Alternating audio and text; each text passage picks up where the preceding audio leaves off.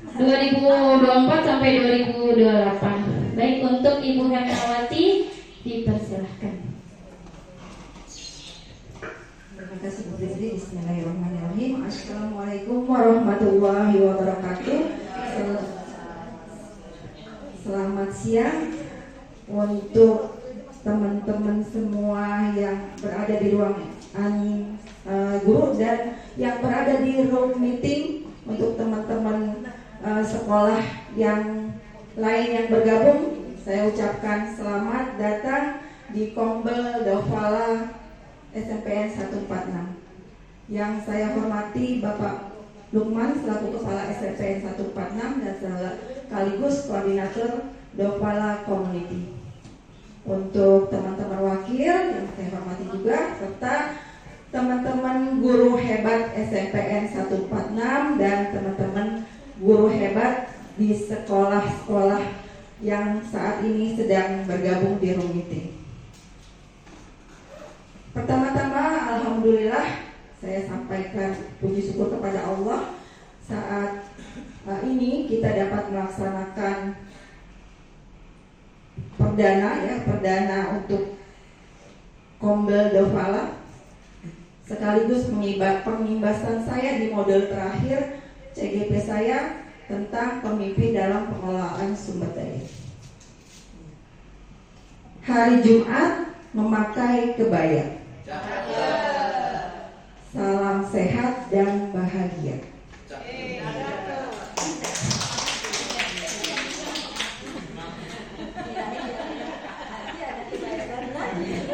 Jadi saya pantunnya sedikit aja Pak. Untuk materi pemimpin dan pengelolaan sumber daya, itu ada pemetaan aset yang ada di sekolah.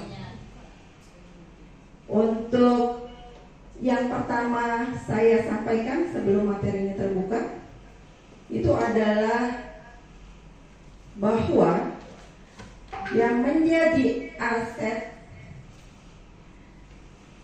di SMPN, perkenalan dulu ya. Ada fasilitator saya, ada Bu Suspeni, dan ada pengajar praktek yang sering kesini, namanya Ibu Minta Wuli Banjar Nahor.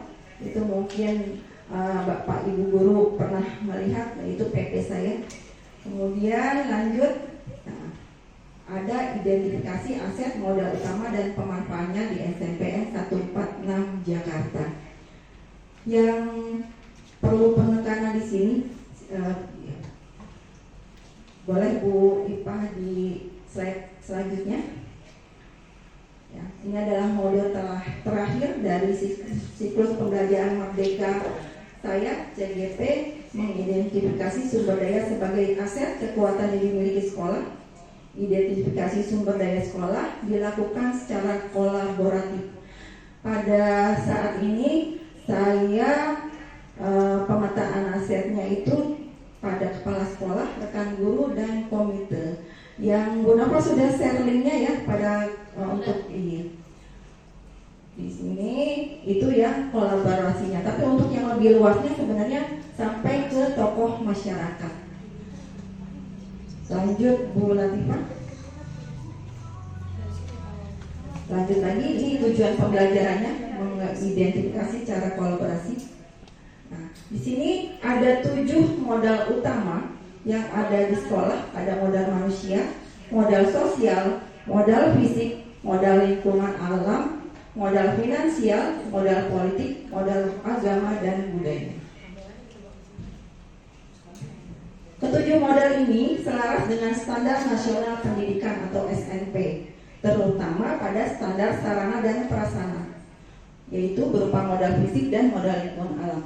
Ada standar pendidik dan kependidikan, itu ada modal manusia dan modal sosial.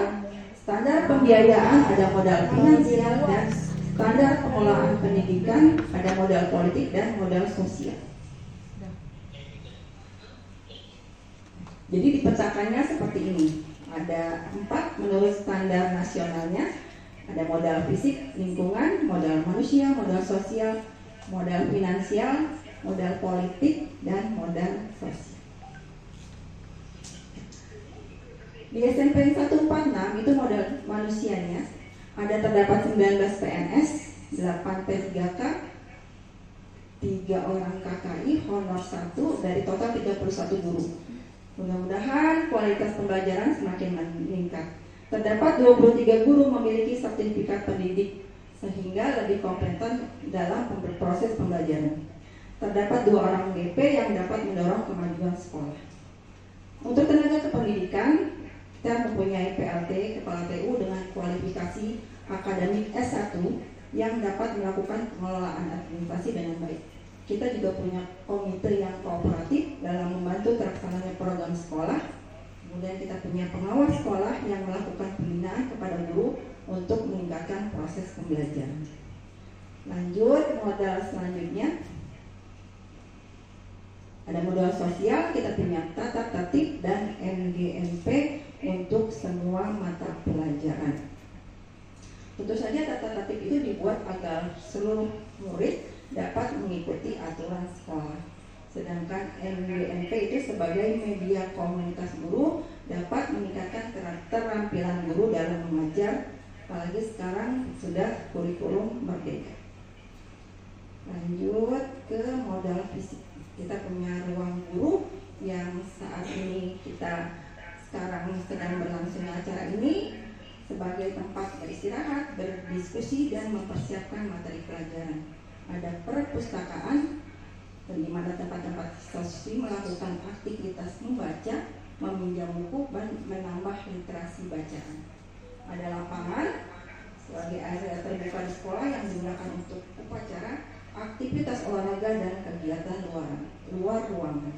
Ada lab IPA untuk kegiatan praktikum mata pelajaran IPA dan ruang kelas tempat siswa berkegiatan belajar mengajar. Ada modal fisik selanjutnya, ada lab komputer, ada toilet, ada masjid, ada kantin. Kemudian modal fisik selanjutnya ada ruang kepala sekolah, ada ruang TU, ada lahan parkir dan ada gazebo. Selanjutnya ada modal lingkungan alam. Kita dekat dengan perikanan yang sebenarnya bisa dijadikan sumber belajar praktik peserta didik. Dekat dengan sungai juga kalau di mata pelajaran IPS sebagai sumber belajar. Dekat dengan persawahan juga bisa dapat dijadikan sumber belajar praktik. Untuk modal finansial kita sama seperti sekolah lainnya, ada dana BOS, ada dana BOK. Yang beda itu koperasi kita sudah berbadan hukum yang alhamdulillah juga dapat digunakan kita sebagai warga sekolah untuk sebagai pendapatan dan sumber keuangan juga. Lanjut, modal politik kita saat ini bekerja sama dengan Polsek, kerjasama dengan Puskesmas, kerjasama dengan PMI melalui PNR. Kemarin itu saya belum masukkan, kita kemarin kerjasama dengan Badan Penanggulangan Bencana Daerah BPBD. Nanti akan saya masukkan. Kemarin Damkar juga ya. Itu belum saya masukkan, nanti pada saat upload untuk aksi nyata saya akan tambahkan modal politik. Lanjut Bu Latifah. Ada modal agama dan budaya.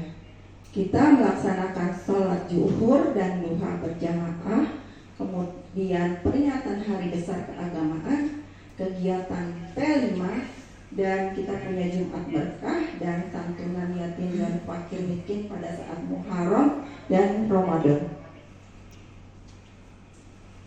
Nanti ini dokumentasinya saya akan masukkan setelah acara ini selesai.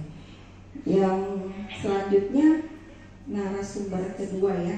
Sebelum kita akan melakukan diskusi. Diskusi ini nanti adalah diskusi tentang aset di sekolah 146 yang mungkin bisa lebih dimanfaatkan lagi atau bisa sharing ke teman-teman guru mana yang belum benar-benar termanfaatkan. Itu untuk pemetaan aset.